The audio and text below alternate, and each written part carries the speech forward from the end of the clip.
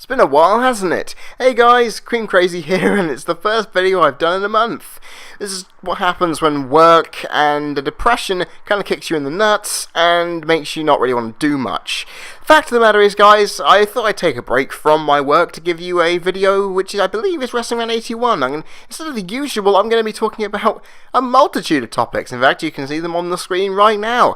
It feels like a good mic work vid, doesn't it, when you've got multiple topics in one. Then again, I haven't done a video like this since the early days. I thought, you know what, it might be interesting. If you like this format, say so at the end. It'll be quite kind of interesting what people think.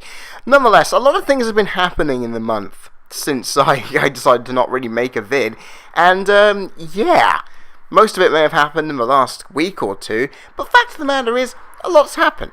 And first of all, I want to talk about something that's happened, or happening, on this upcoming Raw, Batista's return, which I haven't really had the chance to really go into detail about. Now, I'm thinking they should have just left it till the Rumble. That would have been the best surprise, but then again, WWE wants to say that their TV ratings are better than anything else. Then again, saying that Batista's already in the Rumble already gives enough pay-per-view buys.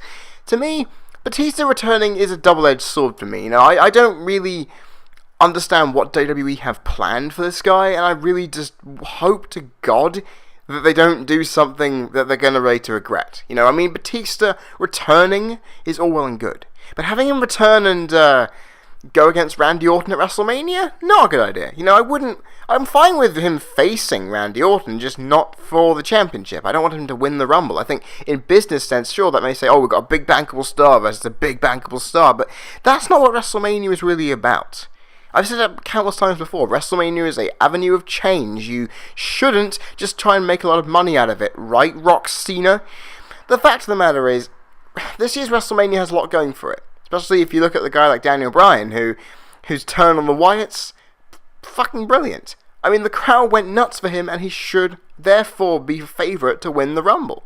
Honestly, for a lot of people, he is. And looking at where Batista is, you think, Batista might get a huge pop when he comes back, but I think, honestly, if he gets to the end of the Rumble to show, even at 45, he's still got what it takes, he'll prove everyone to say, you know what, he's doing okay. Then he'll find someone to go against WrestleMania with. Maybe it's Brock Lesnar he faces. I have no idea. Maybe he runs into The Undertaker and they have a massive stare down before they go on to their respective WrestleMania feuds. I mean, I don't really know what they're going to do with Batista, and I really want to find out. I won't know about it until this coming Monday, but honestly, I have no idea what they're going to do. That makes me excited, but makes me worried. Because I really want to know. I want to have an idea. And not having an idea going into WrestleMania season is absolutely fantastic, because you have no idea what's going to happen. Unfortunately, knowing me, I like to try and plan things out and understand how things are going, and to know that Batista has somewhere to go but doesn't at the same time really makes me think WWE could easily throw a curveball here and throw us all off track. Nonetheless, I'm hoping that we turn out to have something good from this. I already spoke of Daniel Bryan, and I've already said, the pop that he had on Raw this past week was just simply glorious. I mean, Cena hasn't got a face pop like that since 2007, at the latest. And Punk hasn't had that one since 2012, I'd guess, on his first face turn since winning the title. I mean, honestly, Daniel Bryan is the most over guy in the company. He is a favourite to win the Rumble. He's a favourite to become the next big star, because the crowd are on to his every word. And people said that smaller guys will not get humongously over in the industry when you've got all these big muscly studs around. Honestly, seeing Daniel Bryan rise to the top of the industry makes me smile. Because it highlights it doesn't really matter if you're muscly or you have ridiculously good moves on your side and power, like Mr. McMahon would often say. But honestly, it gives the impression that anyone can rise to the top. It gives that relatability, of course, that Daniel Bryan has. He's a guy with a beard, scraggly hair, and he's small and a little bit skinny. Fact of the matter is, seeing a guy like that get to the top is fantastic. Okay, sure. I was about to say it was like seeing Jimmy Havoc win the Progress Wrestling Championship, but then again, he turned heel to do it, so you then want to hate the guy for doing it. But still, if he was still a face, the same thing would still lie in. The guy is relatable because he looks and feels just like us. He's a bit insane, but he has determination to do it. And in the long run, he ends up doing what he needs to do to try and win. But fact of the matter is, Daniel Bryan, getting in the position he is in now, it is sad to hear that he has a concussion. I mean, sure, he fought through the damn concussion and did better than most people with a concussion. I'll give him that. He managed to still do the whole entire thing with a concussion. I mean, Daniel Bryan is going to be big this year. I mean, I thought he was already big. The storyline built up so well. I thought he was already big. This has just made him even huger. And the people who are complaining that the storyline was too short, yeah, it was too short. I could have had it go on until the Rumble at least, and then have the big payoff there to make the crowd go even more insane. Unfortunately, that is not the case, and I'm not disappointed by that, surprisingly. What I am disappointed about is the fan reception to this, okay? The fans were saying, oh my god, they're turning him heel, they're burying Daniel Bryan. Do you guys even know what burying means? Zack Ryder getting TV time, then getting squashed. His gimmick is non-existent, and he just gets beaten for the hell of it. That is burying. Daniel Bryan was never getting buried in the first place. Him losing the title matches to Randy Orton was not getting buried. Him losing to the Wyatt family, then joining them, wasn't getting buried. Hell, him joining the Wyatt family wasn't even a heel turn, and people saying, oh, the heel turn has failed epically. That was the point. That was the point of the whole thing. They wanted to put Daniel Bryan in a heel stable to gain even more sympathy and to prove to the guys in the back that he could legitimately keep hold of the crowd. And for the love of God, he held on to the crowd better than I could even expect it. The crowd went batshit. And I can't really say more. That was one of the best pops I've heard in years. And that's a good sign. Because I'm going to WrestleMania 30. I cannot wait to be in a domed stadium with nearly 75,000 people on their feet, yesing in unison when Daniel Bryan either comes out, wins, or does his hype up for the knee. I cannot wait to be part of that. And the fact that this is already an indication of what's going to happen at WrestleMania, this is going to be incredible. And Daniel Bryan, the crowd went batshit for you, and I could not be more happier. I just wish some fans would stop being up their own arses. You don't know what the word burial means. You don't even know how bloody feuds and dynamics of these things are working. In the narrative way of things, the storyline played out just how WWE wanted. In fact, I would say even better than they were expecting. Sure, it wasn't as long as it could have been, but WWE thought, you know what? This is worth cutting because, one, the fans really... I mean, honestly, sure, if it was a proper heel turn and they did cut it short because it was failing, then I would legitimately say, yeah, they did it for a reason there. But obviously, it worked so well in Daniel Bryan's favour that I could discount that. It made the Wyatt family look deadly even more and look even more like dicks for attacking the guy they just recruited. So, you know what I mean? It works as something. It works. If you guys critique them for it, I mean, come on, you guys were hypocrites. You were saying how bad it was, but then once Bryan was freed, you went completely insane. I mean, sure, some of you were still negative as hell, but when you look at it in perspective, it actually worked out pretty well. And to see the crowd go as batshit as they did made me even happier. That's technically my moment of the year for this year so far. Now, who else went a bit batshit this week? Ryback. Yeah, this guy has not had the best of weeks, or the best of 2 weeks, I should say. I mean, he first gave Dolph Ziggler a concussion by completely clotheslining the absolute fuck out of him, which is bad enough. Ziggler did not need that, and honestly, sad he's missing WrestleMania. Fact of the matter is, I thought that was even weirder. I thought it couldn't get any weirder than this. You know what happened next? He tweeted loads of cryptic tweets saying he gave him a concussion because he did this. He ripped on people in the back. He mentioned that he just got released. In fact, you can see the tweet on the picture that you're looking at right now for that. And that's the thing. The guy has gone nuts. The guy went completely... He said he got hacked. I don't bloody think so, because he marched around the ring 4 times on main event. People are saying that Ryback is insane. I wouldn't put it past him. The guy is a muscly freak who just eats meat for his hobby. He goes to the bloody events where he's meant to sign autographs and he looks as grumpy as hell. He's basically... His mic work is terrible-ish, and he's just a powerhouse with moves that are overly strong. He works people stiff and doesn't realise how much damage he's doing. He's basically like the Armored Johnson of this era, but the problem is he hasn't won a title. I mean, Ryback is just acting like Armored Johnson. He doesn't give a fuck. And that's, one, slightly impressive to see a WWE wrestler is not giving a fuck, because I'd like to see more of them do it. I'm just more concerned that he's actually not giving a fuck and endangering people at the same time.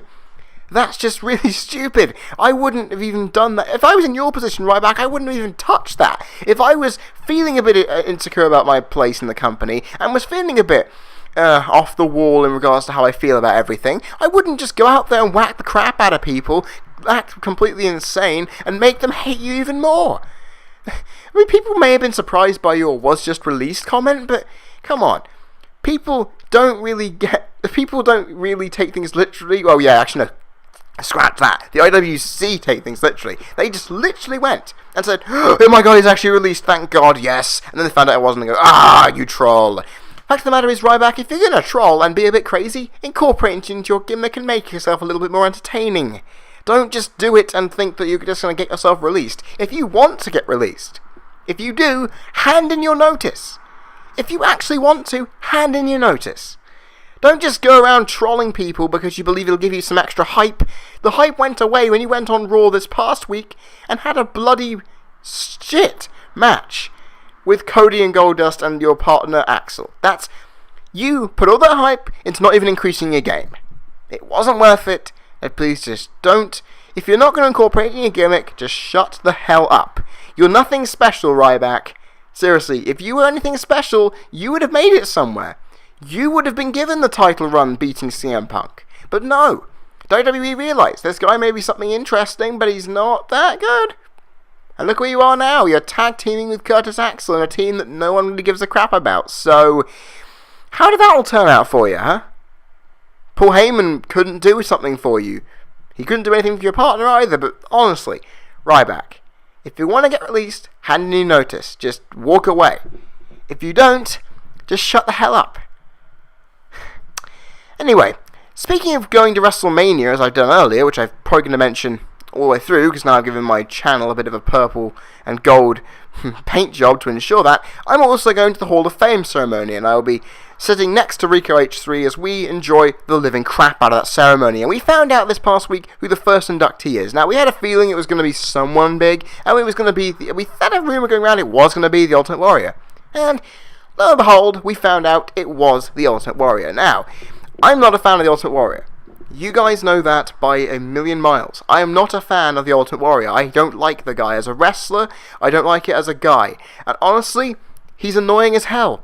However, he deserves to go in the Hall of Fame. There is no doubt. Because the legacy this guy has created, while it may not be the most positive one, he defined the excesses of the 80s.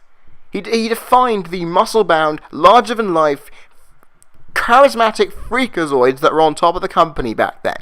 Sure, out of the ones who could wrestle in that lot, Macho Man was the only one who really could. The fact of the matter is, Ultimate Warrior, while he did not do too much, he managed to make a legacy out of it. He beat Hogan clean. Sure, the match wasn't spectacular, but he beat Hogan clean.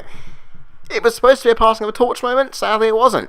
The fact of the matter is, he had some good cage matches with Rick Rude. He had a decent match with Macho Man Randy Savage. He had some okay matches. And he did manage to climb his way through by winning the Intercontinental title, ending the Honky Tonk Man's historic reign. I mean, sure, what he did in WCW was nothing momentous, and he also beat Triple H in a massive squash match that didn't affect his career in any way at all. Honestly, Warrior does deserve to go in. Okay, some people say, Koko Beware doesn't deserve to go in, but then you look at the fact of how many titles he won on the regionals, on the territory circuit, and you think, okay, the guy has wrestled a long time, he has had a lot of success, he then went to WWE after having that success, and created him a pop culture gimmick that made him memorable for years. The Birdman got in the Hall of Fame for it. He deserves it. Ultimate Warrior, while all he did was go in, completely destroy shit with the most ridiculous promos in the world, he then wins the Intercontinental title, ending a long title reign, beats Hogan clean, has some good feuds with 2 or 3 other people, then goes completely insane and fucks off. I mean, sure, it doesn't stack up to be the best career in the world, but when you've got some big things happening there, and the legacy of his personality still lives on, even though WWE tried to rip him a new one with that DVD, I mean, it looks to me like, yeah, the guy deserves it. I mean, I don't like the Ultimate Warrior by any means, but I believe he's a rightful candidate for the Hall of Fame. Should he be a headliner this year of all years? Hell no. I would have kept him off until next year, personally, but because then again, his ego could fit right into the amount of egos that are stuck in California.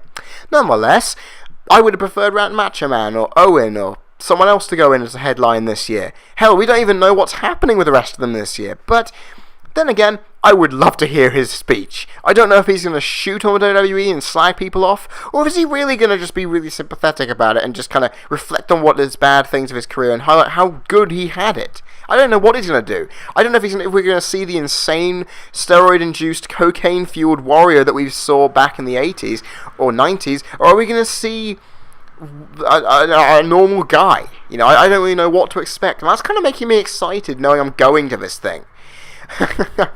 Oh yeah, Ultimate Warrior, you deserve to go in the Hall of Fame. Well done to you. I cannot wait to see what happens with it though. It should be rather intriguing. And finally today, I want to give you guys my views on the WWE Network, because seemingly everyone else has gone on about it and you haven't heard what my views on it are. I mean, a guy from the UK giving their opinion on the WWE Network, which at the moment is just a US-centered operation. What could I possibly have that could be in any way considered an opinion? Because I won't have it for months. How can I give an opinion on it? Well, looking at it at face value, I love it. They say it's a game changer. This is a game changer. The casual fan inside of me freaked the hell out. You know why? Because remember when you were a kid and you really were obsessed with WWE and wrestling in general, you just lapped it up. The casual fan inside of me is saying, oh my god, you know what this means? I can do that. I can go onto the network where I can stream all kinds of content to my heart's desire for a reasonably good price. That to me sounds bloody nice. And I'm more pleased for you American fans than I am for myself. Because, guys, the UK fans have made it known for years we get a better deal on pay-per-views than you do. To see you guys get what you deserve after paying so much for each individual pay-per-view every year. It is so wonderful to see that you guys finally get a break. You finally get the ability to pay for your pay-per-views without it breaking the bank. That to me is a massive, massive thing.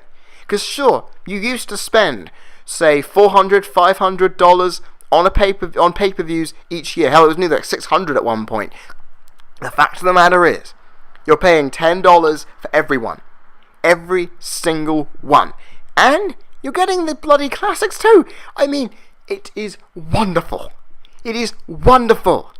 And honestly, there's one big positive for me too when it finally comes out in the UK. I will not have to worry about buying really expensive DVDs that have now gone out of print via Silvervision's dissolution. I can now watch them on WWE Network without a care in the world. And that is brilliant. Because now all I have to do, if I want to do a review, I can go, what pay-per-view do I have that I really want to watch? Or which ones do I not have and want to watch? You know? And I then think, okay, I'll pick one out, watch it. I'll then watch it and feel really happy with myself getting a review down. I can just sit here and watch damn pay-per-views and review them. It's brilliant.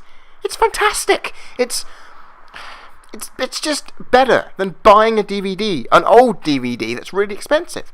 And with Silvervision going out of business away from the WWE market and not reproducing the Tag Classics anymore, it's just brilliant that with the timing of that, a year or so later, that we get this. It's fantastic. I could not be more happier. And not to mention that, I get to watch legal streams down here at university in my third year without having to worry about the illegality of it all. Because I've always said, guys, I would pay for a WWE pay-per-view if I had the ability to. If I had Sky in my house, I would gladly pay for Sky Sports to watch WWE, football, and my F1, and pay for Sky Box Office for my pay-per-views that were on there. Unfortunately, because I'm here at university, and I'm 400 or so miles away from where I actually live, there is no chance of that happening. I have to stream, I have no choice. But to see WWE tapping into that market, to say to the people, look, most of our audience who would watch us don't want to do it because it costs money. We'll stream it. And the fact they're putting Raw and SmackDown as well, it highlights on the fact that, yeah, a lot of people just don't want to watch it on TV. They don't want to be glued to where they want to be. They want to sit where they want, be at their workplace, and watch Raw while they're doing it. They want to do all this kind of stuff. And it works. WWE have tapped into this market that they know exists in their fan base, and they're going to be bloody exploiting it. It's fantastic. Are there some negatives to this? Yeah. Because people are going to say that the price will increase. Will it increase? If it's popular enough, and they get enough people, they won't really need to. I mean, they're going to make more money off this if they get their 2 or 3 million subscribers by the end of the year from the US market alone. They are going to be making a profit on this thing. That's a fantastic thing. They wouldn't need to change the price based on the amount of people that sign up. And then you account the fact that you also have the overseas markets like the UK and Europe. We're going to inject a huge amount of money too. Because then I don't even need to stay up late and watch Raw live. I can just go on the WWE network and replay it. You don't have to torrent it or anything. I can actually reclaim my sleep pattern after years of it going awry. That's fantastic. I mean, the problem with the price from my end is I have no idea what it's going to cost in UK money, in British pounds. Now, I don't know, because $10 American is £6 UK, which puts it roughly on the same level as Netflix. I'm fine with paying that much. I don't mind paying £10 a month for this, which means I'm paying £120 a year for that. Yeah, that sounds a better deal for me, because I get more content out of it. Sky Sports costs £22.50 a month. That means by the end of it, you're paying near £200 for the luxury of watching, whatever sport you want. Meaning, I would be watching Formula 1, wrestling, and football. But then the rest of the sports that get shown on there, like rugby and cricket and golf and other stuff, won't get my watching. They won't get my attention. So I would technically be wasting a package. With the case of WWE, I get to watch everything. Raw, SmackDown, pay-per-views, old pay-per-views, new content, Superstars, NXT, main event. I get to watch it all. And that's brilliant for me, because I don't have to rely on Sky Sports, which is fantastic. But the price is going to be a problem for me, because I don't know how much it's going to cost me. If it's going to be £10 British pounds or £6 British pounds, I'll be happy to pay that much. If it's a little bit more than that, I might have a little bit of a problem with it. But at the moment, I'm buying it because I want the stuff included. The other problem I do have is WWE having to go into customer relations. Now, this is going to be funny as hell, because WWE haven't had the best run on customer relations in the past. They have said countless times, if you don't have any business interest for us to entail into, we are not interested in speaking to you. That's gonna have to change. The WWE used to not really give a shit about the fans anyway. The fact that they now will have to listen to fans complain when the stream goes down is a massive problem. Now, for me, I'm going to be smart. If I have a stream on the WWE network that goes down, I will have my nutjob.eu or tykestv.eu or whatever stream site that I have with a stream in the corner ready to put on when it fails. Why? Because it makes sense to have a backup when you're streaming. Because WWE's streaming ability hasn't really been proven the best. So you can get the fans are going to complain. And if WWE are going to really get into the fact of customer relations, they need to follow the Netflix model and have live chats ready. Okay, sure. Live chats when streams break down are bad. And you don't know how to recoup them. They say, look, we'll get it back done as soon as possible. The fact of the matter is, the shows will still be on replay, but no, people will complain that we missed it straight away, and the results will still be posted regardless. It'll start going wrong. People will complain when the prices go up. People will complain when content starts being replaced with other content. When stuff starts going away, if it ever does. if things are not uncensored as they claim, people are going to start complaining. And I like the fact, okay, they're putting it in their US core market for a year so they can iron out all the bugs, so when they go international, it then is as good as it could be, and as good as it should be. I'm fine with that. But when you have the fact that the IWC complain about you anyway, having them complain to you about the technical logistics around streaming is going to be really, really irritating for you. If you do live chats with a person on the line, ready to chat with you about your problems with the system, with the function, then all will be good. Now, people will say, oh wow, people are going to be using other streams anyway instead of the WWE Network. They are a really good idea to say, look, we're going to take all of your money from each month, we're going to make sure you pay it individually. You're not going to just have a rolling contract like Netflix does. We want you to actually pay it. If you pay it, you get your okay. And the fact of the matter is, if I pay £6 or £10 a month, and I still have a stream up that isn't WWE Network, I'm not doing anything wrong. I've already given WWE my money. I'm all well and good for this. And there was something else that bugged me about the uncensoredness of it all. You know, will it be uncensored? Because WWE's music rights for some of the theme songs, like Limp Bizkit's Rollin', or some of the pay-per-view theme songs, I can see them having a small problem with that. The one thing also about the Chris Benoit thing. Now, you guys know I'm still a big fan of Benoit. You know about my Benoit video that I did a year or two ago. In fact, if you have not seen that, do check it out, because that's one of my proudest moments. The fact of the matter is, everyone else was going nuts, saying, what's going to happen with Benoit? They're going to release a disclaimer now saying that everything within the world of WWE, everything that's happening now, the characters and everything, the storylines and everything, is entirely fictitious whenever a piece of material that Benoit has is on. Now, I am fine with that, in one regard. That one regard being that I'm happy to know that they put Benoit on, and they're highlighting that in the world of kayfabe, which is what WWE still is in, that makes sense. The storylines, for the most part, outside of a shoot, are entirely fictitious.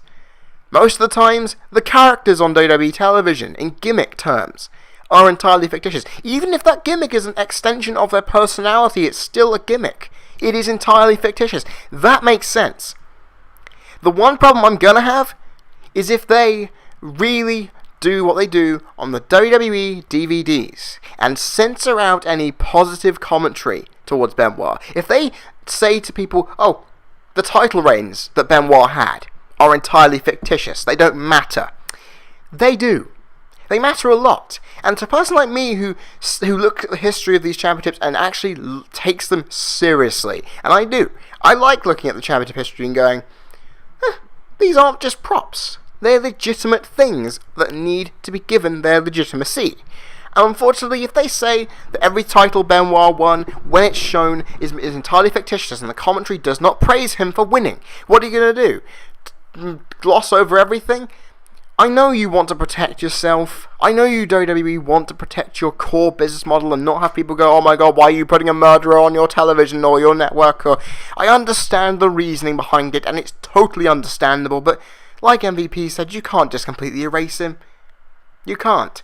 And I know you've tried, and for the most part now you're realizing it's not going to happen. You might as well do something with it. I can understand it. But when you say to people that everything that person did is entirely fictitious because that's how the business is, to him the title wins mattered, to the WWE the title wins mattered, and to his friends the title wins mattered too. So I would be saying to you guys, yeah, I'm happy with that they're putting Benoit's material on there. I'm just not entirely sure what they're going to do with it. I'm not entirely sure what's going to happen when it irons out. If one of my friends or one of you subscribers out there of mine is buying the WWE Network, go and watch WrestleMania 20 for me when it comes out. Watch WrestleMania 20 and get back to me on how it's covered. Watch any match that Benoit has a significant title victory in and tell me how it looks. Because I want to see if my opinion on it all works out to be the truth in it. You know, I just want to make sure. The other major problem is whether Owen Hart's death and Over the Edge is going to be done. Now that was really confusing me because they've never released it on DVD because of the tragedy. then people might say, and Martha Hart might go in and say they're going to be profiting off it. Will they put the pay-per-view on there? Because they did say every pay-per-view, didn't they? So I'm kind of saying, will they? Will they put Over the Edge 1999 on this network? That's just one thing I'm just saying. The logistics of it all may say you won't. But then you go against your claim that it's uncensored and everything is just as it was when it's live recorded. That to me is a bit perplexing, because that's going to put you in a corner. If you promise it's going to be uncensored, you've got to make sure it is. And if it isn't, people are going to start complaining. See, if you can deal with the customer relations that you went back on your promises, much like people did with the Lib Dems and the coalition government with the Conservatives up to the university fees, the same thing is going to happen there. People are going to swamp on you going, you promised this, and now you're saying it's not going to happen, you're evil, you're hypocrites, and all that stuff. Wrestling fans are a passionate bunch, and we don't like it when things go wrong, or we don't like it when things go wrong in the negative way for us. So, beware.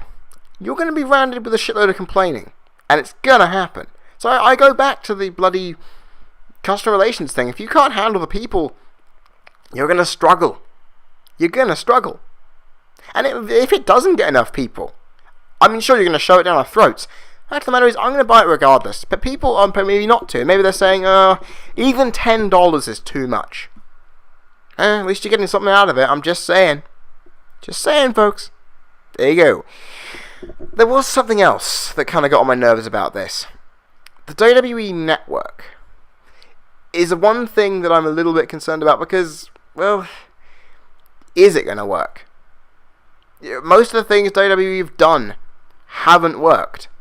If it's outside of the core wrestling product, it normally hasn't worked. And I know they've tried all they can to iron out the bugs. And when something fails, Vince McMahon often goes, meh, it's another million lost, but at least it's an experiment we tried and it didn't work out, but at least we tried it. If this works, this will change pro wrestling forever. If it doesn't work, WWE are looking at a serious financial loss here. And they've had it before, and they're already stable enough to float. But if this works out, they're in good stead. If they don't, we might need to be slightly worried. Might need to be. I'm not stressing we will need to be, because we don't know how big that would be. We can't predict everything far ahead into the future. WWE need to stay level-headed. This network looks like a fantastic thing, and it will be once I get into it. And once everyone else gets into it too. But you've got to remember, you've got to be realistic here. We don't want to suffer wrestling burnout. I luckily will say to myself, look, okay, I can watch more wrestling now. I can watch more WWE because it's available so easily to me. I've had to, in the UK in the past, have to wait to bloody find out when NXT is on, and then I end up missing it because I completely forget when it's on. I don't have to worry about that anymore. I get to fill my day and week with more WWE content, which is something I love watching. So, we wrestling fans, we love what we love, but we could suffer burnout if we have too much. Which is why the fans, if you're going into this, need to space yourself out. The WWE are going to realise people may go, I don't want to watch this anymore. And again, I'm going to be doing it to watch everything, so works out for me. Honestly, if the fans are receptive of it and then die out, like most internet forums are, you're going to have problems. So one thing you must do is prepare for it. Don't set your goals too high. If you're saying if the audience of Raw is 2 to 3 million and you want the equivalent of the US audience of that to sign into your network, that's all well and good. But don't go too far. Don't just think, oh, we don't have enough people, we need to lower the price even more, then jack it up again when people start coming in. You need to remember that we, the people, to quote Coulter, are the ones who will dictate how successful this will be. Your promotion and what you're putting into it is enough. Is it? No. The people and the reaction to it upon release are what will make it successful. SimCity, one of the most hyped games of last year, sucked ass because it launched poorly, and people made it apparent. It made me not want to buy it when the Mac release came out. The same thing happens here. You know, if it gets off to a bad launch, you are not going to get anything. The fans are going to run away in their droves because they think, oh, if it's not good right away, then it sucks. That's not always the case. I mean, some people might just stick with it and see how it turns out. Like I would if I was in the US. But honestly, people are going to be like that, and WWE needs to prepare themselves. WWE Network is going to be something great, but if they are not prepared for the bad things that happen around this, they could be stuck in a massive black hole of problems. And that's something they need to keep an eye out for. And guys, I am done. That's all. I went to on a lot longer than I wanted it to, but then again, you haven't seen a video from me in a month, so I had to go full out here. There's one last thing that I have to announce to you guys before I finish this video. And ladies and gentlemen, it is my WrestleMania video schedule. Now, I was going to record a video for every day I was in New Orleans. Unfortunately, I've realised that is not a good thing, because I need to relax when I get off the damn plane and meet up with Rico, and then meet up with Ray, and then go to all these things. The fact of the matter is, you guys will get 5 videos from me while I'm in New Orleans. You'll get 5 videos from me on fucking location. People would say, that tagline I've got there, the biggest WrestleMania coverage ever undertaken by a non-partner YouTuber, is technically wrong. Well, hold on a second. A lot of people in the US are YouTubers, and they go on and they can go to WrestleMania easily. I'm traveling across the damn Atlantic. I am traveling across the Atlantic and giving a huge schedule of 5 big videos surrounding WrestleMania as a whole. I'm going to every event highlighted on this calendar, and then giving my opinions on it after going to it. The fact of the matter is, sure, I will only be recording briefly inside the Superdome before the pay-per-view starts to highlight where I am. That's it. The fact of the matter is, guys, I haven't seen a YouTuber go to WrestleMania and cover the damn thing on his channel for the whole of his time, doing a regular upload schedule. Normally, people go to WrestleMania, they then enjoy it, come back, and then have a giant, huge highlight video. I'm not even attempting a highlight video, I'm just putting everything right there and then. I'm going to be at WrestleMania, and for the people who aren't, who are part of my subscriber base, I want you to be a part of it. Because I don't want to just go to WrestleMania and be smug about it. This is what these videos are for, giving you the feel of it all. And sure, this is how the schedule is going to run. On the Friday the 4th, me, Raylot2 and Rico H3 are doing a special Q&A revolving around WrestleMania and a few little other things. Now, the details around that will be coming eventually. I am not going to unveil it all just yet, because if I do, you're going to bombard me with questions, especially after how the last Q&A went due to my depression and how it wasn't uploaded and such. I'm not going to promise when I'm going to be able to do it. Although, that's when the date is happening, we're going to do it. Fact of the matter is, I'm not going to unveil the abilities to answer and send those questions yet. Give me some time to sort that stuff out and it should be all good. Then, the next day, I'll have my WrestleMania predictions. I'll be ready to go through the whole card and give my opinions on what it will be, what the results will be, but also my opinion on how the crowd is going to react. Because I'm going to be there, I might as well analyse, predicting-wise, how the crowd is going to be. Then, because I'm going to the Hall of Fame, the next day, WrestleMania night, I will then give my evaluation of the live reaction of me being there, as well as my evaluation of the class itself and whether it was deemed good enough overall. Then, the day after WrestleMania, I'm not doing this on the bloody night when I get back. I'm going to be tired as hell. And the fact of the matter is, guys, I'm not going to be able to write down anything. So you know what I'm going to do? I am going to do a live reaction. Just highlight what it was like to be there live, what the matches were like in person, and that's all. Nothing more. If you want to see me doing a full in-depth review, I can do one of 3 things. When I get home, I can watch the WWE Network's version of it. I can buy the DVD when it comes out, which I will probably do, because it is my first and only WrestleMania. I will get that, and watch it, and then do a review of it. Or, I can get my brother or dad to record the WrestleMania on Sky box office, so when I come home, I can sit down and watch it, and that'll be all good. That'll be all good. And then you'll get a review from me. I just want to put it out there, it's not going to be the in-depth review that you guys know and expect, because there's no way I'm going to be able to do that while going nuts and marking out in the process. And then, final video is the night after, when I go to Monday Night Raw and give you a live reaction and review from the biggest Raw of the year. That is going to be ridiculously awesome. And guys, that is the schedule. I'm not going to Access because I haven't got enough time to go through Access. The fact of the matter is, the 3 main live shows are going to be covered by me. And if you want to keep in touch with everything, my schedule, it goes from the 1st of April to the 9th of April. If you want to keep in touch with anything that goes on there, all you have to do is follow me on Twitter at CreamCrazy. Keep in touch with this YouTube channel. Subscribe down there if you haven't, because if you don't, you're going to miss out on this damn coverage. And because my blogs will still be going on, go to CCWR at blogspot.com. Go to my social media sites where you'll be able to do this. You'll be able to keep up with everything.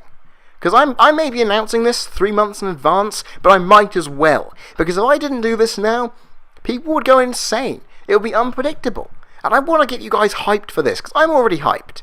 And even though some of you are not going to WrestleMania, I do want you to feel the excitement that I'll be feeling. Because it's been a long time, and it's going to happen. WrestleMania is happening, guys, for me, and I can't believe it. I don't want my joy to just be restricted to me, because I'm sure meeting up with Rico and Ray, two of my best internet friends, and I want to have them experience the same joy too. So, if they're experiencing it and I'm experiencing it and experiencing the joy, why can't I let you guys be a part of it? So that's what this WrestleMania schedule is for. I'm going to make this the best video series I'm going to do. I'm going to put every single thing into it. People might relax for WrestleMania. Hell, I am not. I'm going to give you guys the best video coverage I can give. And guys, I have been CreamCrazy. You've been people watching. This has been Wrestling Rant 81. And I will see you guys for my next video, which will be the Royal Rumble predictions video not this upcoming Saturday, but the Saturday after. Guys, I'll see you then. Cheers.